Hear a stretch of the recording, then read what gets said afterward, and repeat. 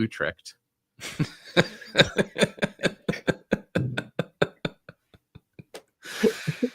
Utrecht? I hardly know him.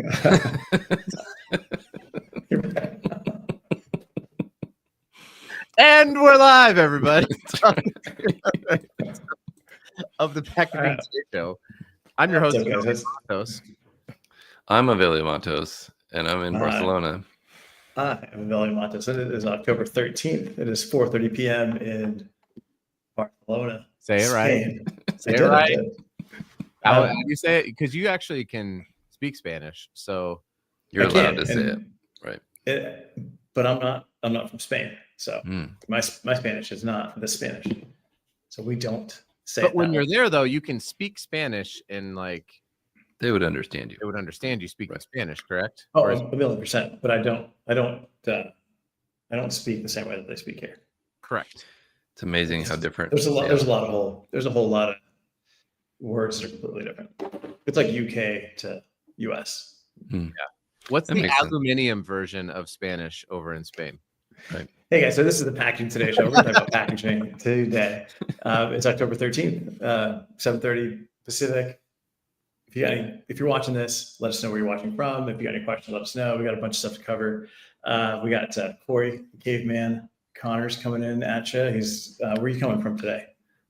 Portland, Oregon, not Seattle. Yeah, the great Northwest. Although we're proud of our Mariners for winning last night. That's right. And then early, as we kick this off, you're kicking this off. You're talking about Utrecht. You're going to be at Sustainable. What is it? This is Sustainable Packaging Summit in Utrecht, Holland, the 10th through 12th in November. So join me there. It's a really amazing show if you're interested in sustainable packaging.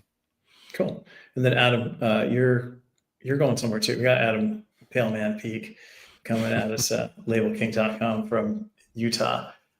What are you going to be going to? You said you're going somewhere in November as well. Yeah. My plan is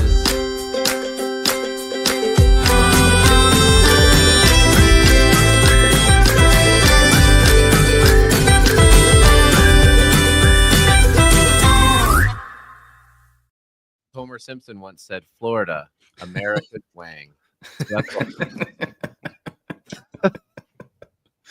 That sounds like a good show. Yeah. It's gonna be good. I will be at the Digital Packaging Summit in Florida on November 10th through the 12th. Awesome, man. Yeah. I'm heading over to London Packaging Week tomorrow. So it's the 13th today. Tomorrow the 14th I show up, and then I start setting up a booth. You can check me out. I think it's K52. Great show. Pretty sure that's what it is. But yeah, go check it out. It's you'll have luxury packaging, which is cool. You'll see a lot of manufacturers, suppliers. Obviously, you'll see idpdirect.com there. But then you're also going to have a lot of we'll have a whole section of new up and coming materials. These are companies that you're going to be able to check out. You probably won't be able to buy from them at high volumes, but they might be able to knock out 1 to 10,000 units of something. You're not going to see, they're not going to necessarily be ready to do 100, 200,000 units of anything, but it's great because you got to start these guys out somewhere. But it's a good place to go see where the industry is kind of heading. It's an intimate show. It's a great event. I got to go last year. Yeah, super intimate. Will you have any bags? You got bags with wings? Yeah, you will. You show up, you get a bag with wings. And then actually IDP's sponsoring the show bags. When you walk in, you'll get an IDP bag. We've kind of themed the whole thing around punk rock because it's the UK, London, yeah. It's calling. Yeah. So we'll show up and there's a QR you can scan on the show bag. Come to the surprise. You might get something really cool. You might go visit some a couple of places where Sex Pistols played, fought, died. Pretty good. Awesome. Wow. Pretty good stuff. I mean, speaking of punk rock, if you're in the comments, there's nothing more punk rock than saving $10 off of your StreamYard. That's right. So you can click a link and get a discount. And that's actually where the QR code is going to take you anyways at London Packaging Week with IDP Direct. So if you can't get the bag, then save use that code. And use my code. Yeah, use Corey Connor's code. It's the best one. These Yeah, codes don't- are ridiculously stupid. There's literally a thing on our says share your referral link, and it's like, Yeah, okay, we don't really want you guys to use this. you don't have to go use it. Suppose though somebody used Corey's, and now he just flaunts it over us. So if you want to use mine, That's like I've done it so many He of paid those. he paid his mortgage with it. All right, man. So we're 5 minutes in. We've talked about nothing but BS. no, you You talked had a about the problem. show. You're Yeah, we Lunch Packaging did. Week. You talked about Sustainable Packaging Summit in Denmark and the digital. Mhm. Talked about a few things. I think we should wrap it up. You got a problem. You got a problem, Adam. Yeah. Speaking of wrapping, What's your problem? okay, so here at in the Label Kingdom, we've started to get a lot of like materials in shipped LTL, and this is my first time like working in a manufacturing environment like Is this. LTL where they keep the hot side hot and then the cool side cool? Yes. I don't know what that is in reference. Yes, that's right. It's not like Also- the McD LTL. Yeah. Also less than a truckload. Same thing. Both. I don't understand your references. Yeah. I'm It's not. a rap lyric and a less than a truckload. What's the rap lyric? Oh man, we can't even All right, go keep there. going. No, Keep I going. want to know. Tell me what. No, it's like McDonald's McDLT. Oh, I see. DL. What's up, Seth? Okay, Hey, Seth. that was. So moving on. You must Moving be on. Europe. Morning, Your you. European humor is way too over my head. Okay, so we get So LTL is less than a truckload. less than a truckload. So we get 1 or 2 pallets of various things, materials and things, and they come in, and there is like 100 layers of stretch wrap on every pallet. Mm. And I understand the importance of stretch wrap. I totally get it. But I'm like, do I need to bring in power tools to cut through this stuff? Like, it's crazy the amount of thank you, Packaging Unbox podcast. It's crazy the amount of stretch wrap that I end up having to cut through and throw away on a weekly basis. And I keep thinking like this is part of the sustainability journey and the packaging journey that I'm guessing a lot of brands just don't talk about or don't understand. And my feeling is that at one point in time, they shipped something, it didn't have enough. Right. Whether it's tape or stretch wrap. And they were like, you know what? Change the standard to 17 different and 100 layers of stretch wrap. And that way it's going to make it there and we don't have to deal with it anymore. And it's like, honestly, it drives me insane. Like having to go back through this stuff. Who's responsible for wrapping a pallet? Manufacturer or the shipping company, the freight company. Oftentimes those loads have been wrapped several times. So manufacturer will wrap it. Yes. Distributor will be like, there's not enough on here. We need to make sure.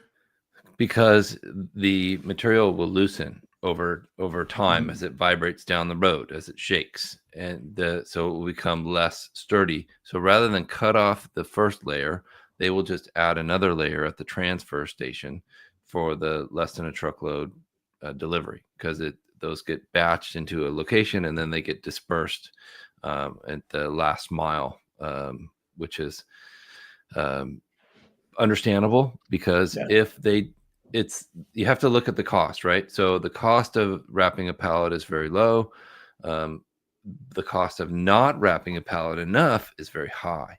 So I think that's where Adam's frustration comes in, and it's something we deal with at Atlantic Packaging all the time, telling people how to use the least amount of stretch wrap and still have a successful shipment.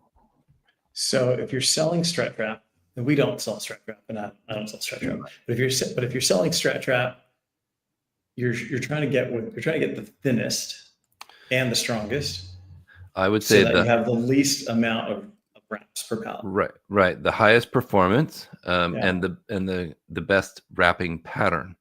So the number of wraps around the bottom, the middle, and the top, and then the right material, because the right material isn't always a thicker gauge or a thinner gauge if you're trying to save money, because if you use the wrong combination of all of those things, you're just spending more money unnecessarily.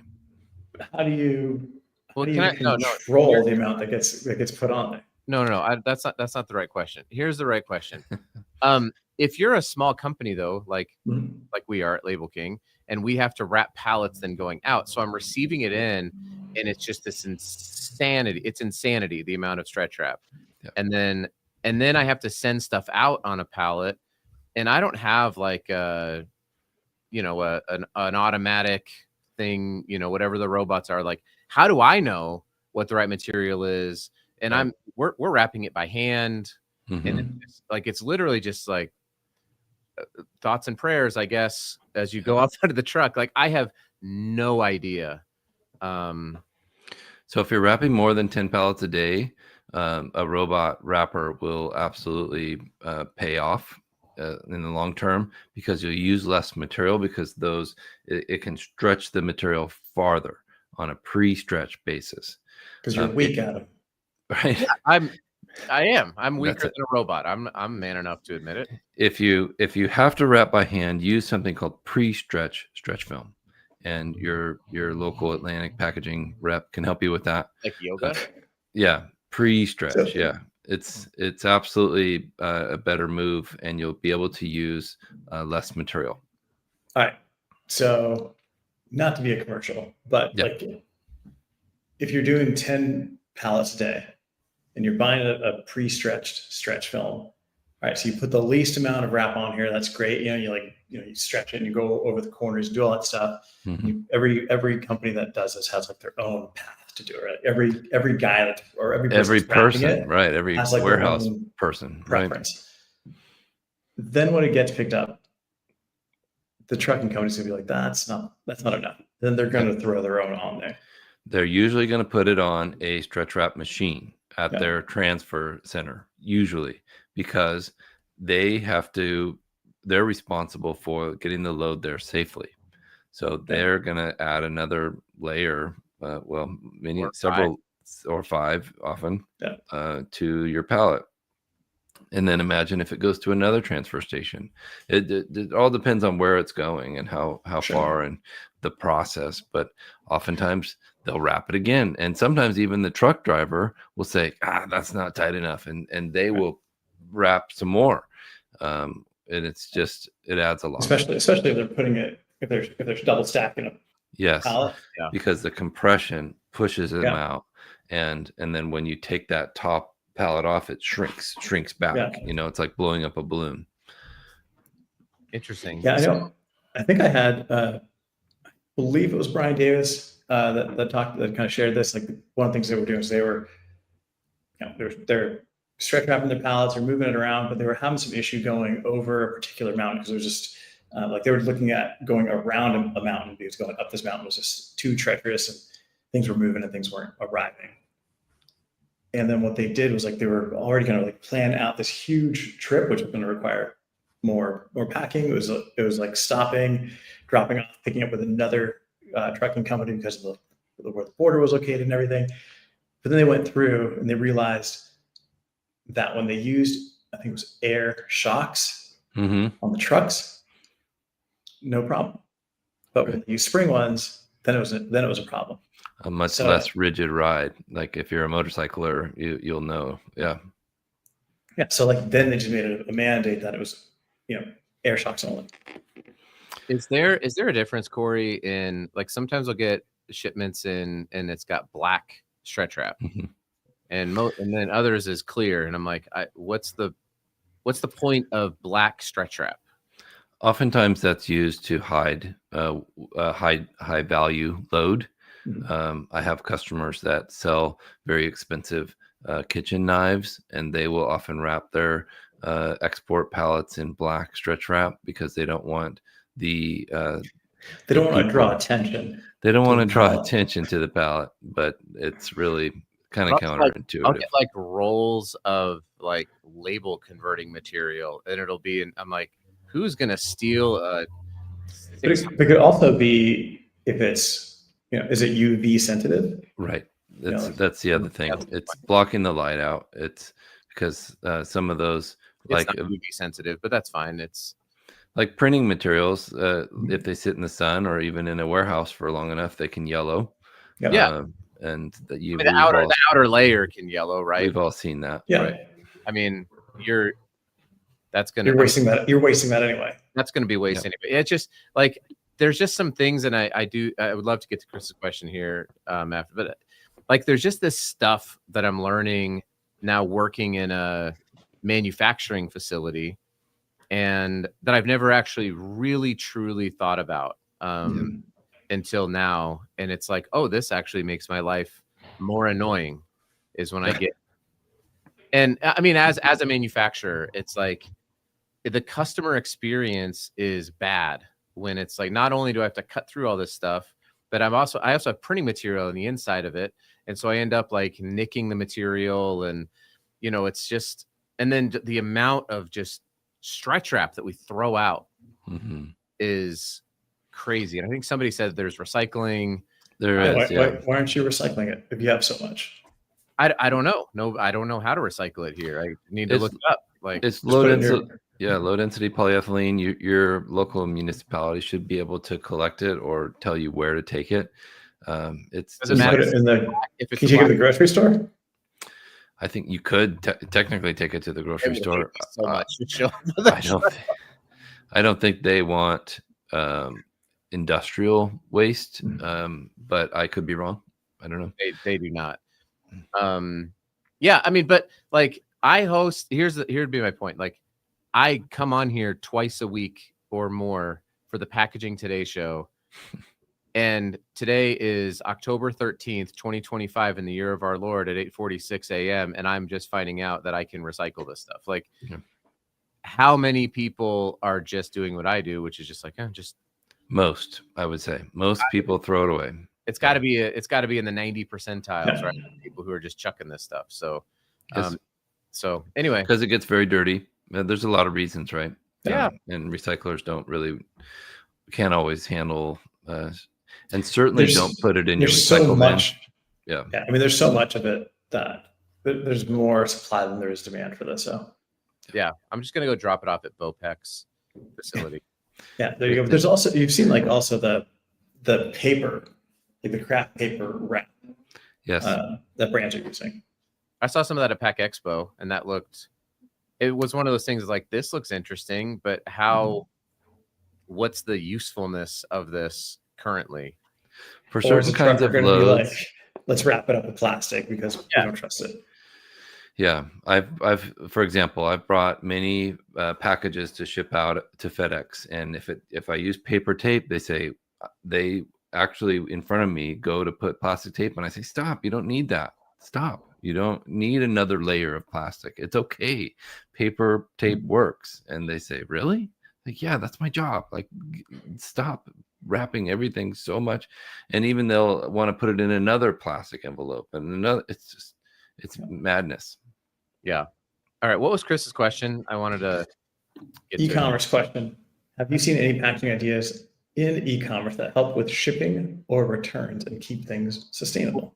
I have one that I love, and it's it's the silliest little thing, but it's actually with Nike shoes. Nike switched from, I've heard of those, like an RSC in their shipping boxes, which is totally normal and makes sense, to an auto bottom with a strip of tape on the inside of it. And so the auto bottom was great for recycling. So just knock it down. Take the shoes out, knock it out, put it in the recycle bin instead of like multiple. You got to go get scissors and you got to tear. I don't think most people actually flatten their boxes before they put it in for recycling. And so that made it super easy to flatten the box. And then it also made it easy for potential returns with the strip of tape on the inside. So that was like, you've made it easy for me as a consumer to return this if they don't fit or whatever, and you made it easy to recycle. I thought that was a simple win, even though the auto bottom probably stores not so nice. And the reasons for the RSC are still going to be there for most brands because of the storage of the RSC. But for Nike, I thought that was pretty cool. Is that their one box program you're talking about? No, but they could easily do that for their one box program. These were bougie Nikes that came in. They're you and your bougie shoes. Yeah. Yeah. Now I know for us, like we do a lot of RSE with like a flat closure that's got a tear strip, and then when they're produced, we've got two self-adhesive strips, right? So you got one to seal it when you ship it, and then if you tear it, and then there's another one in there. So if you're going to return it, you just peel it, stick it, ship it back. Then we also do a lot of great idea, like mailers that are either we're doing some like single layer F-loop mailers with like a built-in gusset, so it kind of bellows and opens. But you're limited in terms of like what you can use. It's definitely a lot heavier, and then trying to figure out how to pack those if you're on a higher volume side, like how you're going to fill product. And there gets a little bit more complicated. Then you've got we do a lot of Paptic. So Paptic is it's a recyclable material. It's a lignin base, whatever that is. It comes from trees. I speak with trees, and then you make these pouches, and you ship them. It's they're water resistant, not waterproof. But that's like a really good solution. Just everything is more expensive. If you want to go sustainable with e-com poly mailers, everything is more expensive than a poly mailer. That's what the brands are contending with. Don't say it, Adam. No, I'm just saying, like, it could be like recycle code 6 or 7 is what I was saying. That's right. On the poly mailer. That was it. Yeah. That's where that is. Dude, that is like so humid out here. I'm dying. Go ahead. There's a whole water brand around that 6-7 that a high school basketball player who made it famous. Smart. Started a water brand. My sister interviewed him this weekend. She's like, his water brand is actually crushing it right now. So kind of a interesting way to good for him package up a social media craze that will hopefully die away. But anyway, not. Yeah. So to answer your question, Chris, there's a ton of different sustainable solutions for e-com. It really depends on what you're shipping. Yes. Is it heavy? Is it light? Is it small? Is it large? Are you doing a variety of things? Do you need inserts? Like all those questions that come into play and determine what that means. But also, what does sustainable packaging mean to you and to the brand that you're working with? Right. It might be that it's recyclable. It might be that it's been lightweighted. It could be a million different things. Made from recycled material or whatever the case may be, right? Yeah. Are you trying to be EUDR compliant? Do you have to be able to trace every single fiber in that thing back to a specific geolocation of the forest, of the tree? So you start kind of limiting and determining how you move forward with that stuff. I'm speaking this week at an event called Paper and Plastic Recycling Summit, and it's in Chicago. What's it about? It's about cheese. No, it's exactly that's what we're talking about. At least during my presentation, we're talking about alternative materials. So this instead of that instead of this, and it's I think it's really exciting topic. I talk about it a lot. So Chris, anytime, we're here to help. That's sweet. For sure. I see a new video, by the way, coming from me taking some just like piles of stretch wrap to the grocery store and just like jamming it in the thing. And then putting a Bluetooth tracker in to be like, let's see what really happens with this. Sundays. What would be really good is to see when you have zero plastic and see how much you actually collect by the end of the week. Yeah. Can you ball it up and shrink wrap it into like a big ball of shrink wrap? Like how much do you think you actually collect? I'd be interested to know if your local MRF would take it, or if there's a facility that would take soft plastics near you. Yeah, I need to find that out, obviously, because I don't know. It's a very common thing. Yeah. And again, like you want to make recycling this stuff easy, like then make it easy. I mean, I don't get it. I have to go do the research, right? I have to go call the people. I have to go I probably have to have a separate collection, and then there's all these different steps to recycle stretch wrap, for example. And I'm not sure I'm going to see who LinkedIn user was that says that they have a recycling program for me. It's like, great. My guess is though, there's a cost to it, and for sure. There's a cost of the time. There's a cost of space. I probably have to pay to have it removed. Because maybe Recyclops or Ridwell or TerraCycle. I'm sure they all do. Yeah, you got to pay for all this. Nothing's exactly. Nothing's easy. And that's why consumers have a hard time putting it into the dumpster that's in my business park. That's easy. Right. Yeah. But is that more expensive than the alternative? And I'd love to see. What do you mean? Is recycling it less expensive than putting it in the dumpster? I mean, right now my dumpster does not fill up every week, and you get charged no matter how much is in it. So see, there's the problem, right? Why would you work at it? Why would you do anything else? Right. I'm not saying that it's right. I want to be really clear. I'm just saying like this is what I'm going through as a business owner. Thanks, Jalen. Thanks, Jalen. That's like these are yeah. That's all we're doing. We print labels at Label King, which I had to tell somebody who called me. They're like, "Can you do this?" And I'm like, "You called me at Label King. We don't do the not labels." So anyway, it's just I hope to be able to even use this to just share like these are very real things that I'm dealing with right now, right? And so, and I have to imagine that's multiplied across the board with people who receive and send shipments out on pallets. It's like, what do I do with this? A business owner has to run a business. They can't spend the time to go look at all these other things because you've got to move your business forward. And if you get large enough, then you'll bring somebody in that can manage waste and do all these other things and build programs. But I mean, I've spent small businesses in 30 seconds talking to you two about this, so clearly I had time to figure it out. But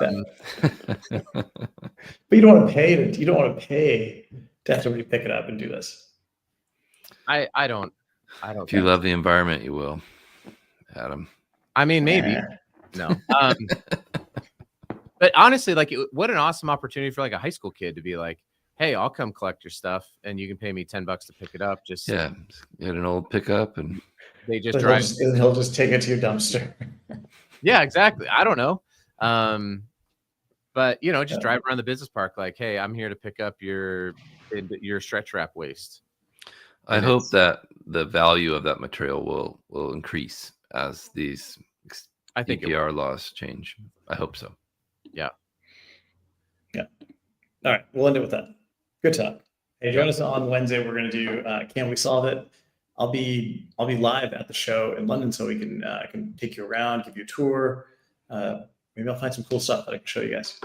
I will say, for as much content as the three of us generate, I had like this great opportunity. I even talked to Adam about it. I'm going to do a full video of me doing something in Arizona and then traveling to Indonesia to produce it and show all the different steps. And then go to London and like showcase it.